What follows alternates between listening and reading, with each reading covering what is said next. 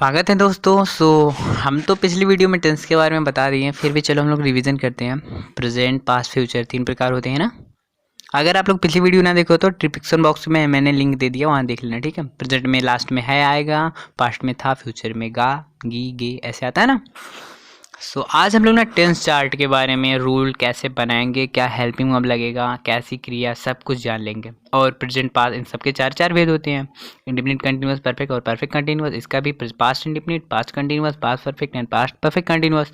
Future का भी वही same process, future independent, future continuous, future perfect और कंटिन्यूअस। ये सब बातें मैंने पिछली वीडियो में बता दी थी। मैं सोचा आपको रिविज़न कर दूँ, एक बार फिर से याद हो जाएगा तो अच्छी बात रहेगी। टेंस 3 प्रकार के आपको देख सकते हो, ग्रीन कलर में मैंने ऊपर लिख दिया है, प्रेजेंट, पास्ट, फ्यूचर, और इनके चार भेद यहाँ पे देख सकते हो, ठीक है। चलो हम लोग ना अब टेंस चार्ट के बारे में बात करते हैं कि टेंस चार्ट है क्या, कैसा रूल लगेगा, क्या नियम, क्या हेल्पिंग वर्ब, ठीक है। लेट्स स्टार्ट करते हैं हम लोग। टेंस चार्ट बनाने के लिए सबसे पहले 4 कॉलम होने चाहिए। आप लोग ऊपर ध्यान दीजिए, indefinite, continuous, perfect and perfect continuous, वो चारों भेद हैं। और प्रेजेंट, पास्ट, फ्यूचर यहाँ पे जो देख रहे हो आप लोग लेफ्ट साइड में, ये हमारा टेंस के तीनों प्रकार हैं। अब हम इन्हीं कॉलम में टेंस के रूल को लिखेंगे, ठीक है।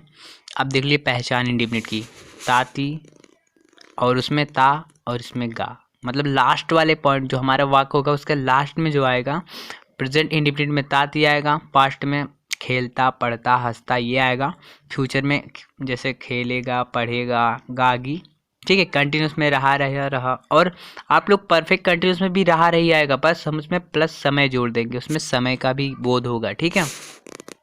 और परफेक्ट में चुका, चुका, चुका और चुका, बस चुका, चुका, चुकी, चुके ऐसा आता रहेगा। तो आप लोग ध्यान दीजिए एक बार फिर से, independent, continuous and perfect continuous, ये रहा इतना भेद हमारा ऊपर। Present, past, future, present independent में ता, ती, पास्ट में ता, फ्यूचर इंडिपेंडेंट में गागी, ठीक है। कंटिन्यूस में प्रेजेंट कंटिन्यूस में रहा, रही, है, इस तरह से पास्ट कंटिन्यूस में रहा था, रही थी, फ्यूचर कंटिन्यूस में रहा होगा, रही होगी, इस तरह से।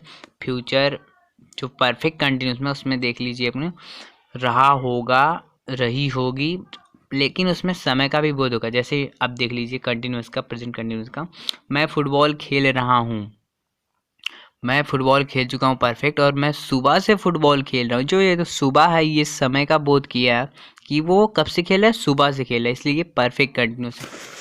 आप लोग यहाँ समझे। अब देख लीजिए पास्ट में, वो गाना गाता था, देखिए ता था, रहा था, चुका था, रहा था, ये देखिए कंटिन्यूस में रहा था आएगा, परफेक्ट में चुका था आएगा, पास्ट में, ठीक है। पास्ट कंटिन्यूस, पास्ट परफेक्ट, और पास्ट परफेक्ट कंटिन्यूस में रहा था, लेकिन उसमें पहले आएगा सुबह से, शाम से, या 2 साल से, 2 घंटे से वगैरह। अब फ्यूचर में देख लीजिए आप लोग, रहा होगा, चुका होगा, और इसमें भी रहा होगा। जैसे वो 2 साल से गाना गा रहा होगा, जो तीसरा वाला देख रहे हो ना आप, वो हमारा है फ्यूचर परफेक्ट कंटिन्यूअस। और गाना गा चुका होगा वो हमारा फ्यूचर परफेक्ट, वो गाना गा रहा होगा वो कंटिन्यूअस, फ्यूचर कंटिन्यूअस, और वो गाना गाएगा, किताब पढ़ेगा वगैरह, तो वो फ्यूचर इंडेफिनिट होगा। यहाँ तक क्लियर हो गया, इतना तो समझ गए कि कैसे पहचान करेंगे। ये समझ लीजिए आप वाक्य के हमेशा लास्ट में जाना, देखना है कि था, है कि होगा।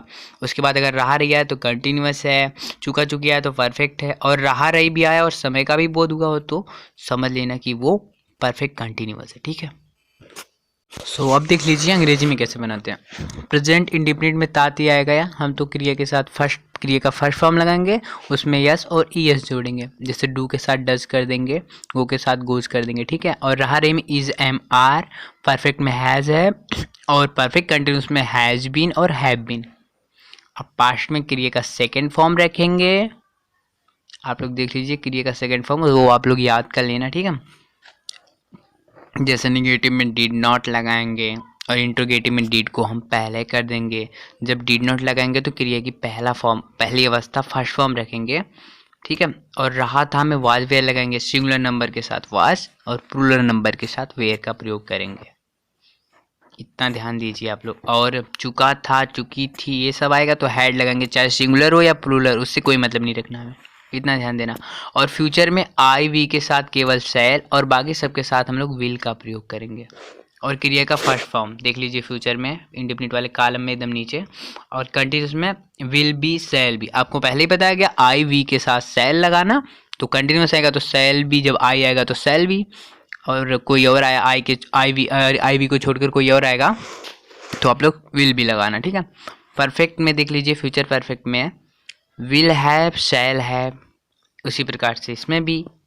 सो आप लोग ध्यान दीजिए चार्ट पे कैसे कैसे बन। तो इतना तो कंफर्म ही हो गया होगा, शायद आप लोग को पता चल गया होगा कि क्या लगाते हैं हेल्पिंग वर्ब, ये सब सहायक क्रियाएं थी।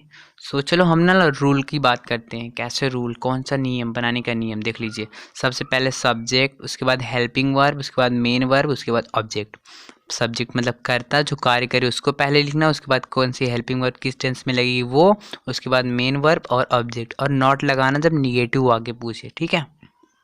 अफर्मेटिव में ऐसा सेम प्रोसेस कर देना, और निगेटिव में हेल्पिंग वर्ब के बाद नॉट कर देना, और इंट्रोगेटिव जब करे तो हेल्पिंग वर्ब को उठा के आगे लिख देना है, हेल्पिंग वर्ब को पहले कर देना बस। आप लोग कॉलम में आके जाइए, चुका था ये सब है ना, ये सब helping verb was were is am are has have had will have shall have, ये सब हेल्पिंग वर्ब। अगर इंट्रोगेटिव पूछे तो पहले आपको टेंस पहचानना कौन सा टेंस है, उसी हिसाब से हेल्पिंग वर्ब उठा के पहले आगे कर देना अगर इंट्रोगेटिव पूछेगा तो। जैसे कि प्रश्नवाचक वाक्य, जैसे क्या वह पढ़ चुका होगा, इस तरह से पूछा तो होगा आया, ये फ्यूचर है, ठीक है। क्या वह पढ़ चुका होगा, वाह ही के साथ विल करेंगे, विल पहले लेना, ठीक है। तो समझ में तो आ ही गया होगा क्योंकि चार्ट बना के समझाया गया अच्छे से। हेल्पिंग वर्ब, मेन वर्ब क्या होता है, मतलब जो कार्य करे वो मेन वर्ब होता है। जैसे अगर पढ़ रहा है ना तो जो पढ़ना होगा वही मेन वर्ब कहलाता है, और जो पढ़ रहा है वो उसका कर्ता होगा, जिसको पढ़ रहा होगा वो उसका कर्म होगा, अंग्रेजी में बोलते हैं उसको ऑब्जेक्ट, ठीक है।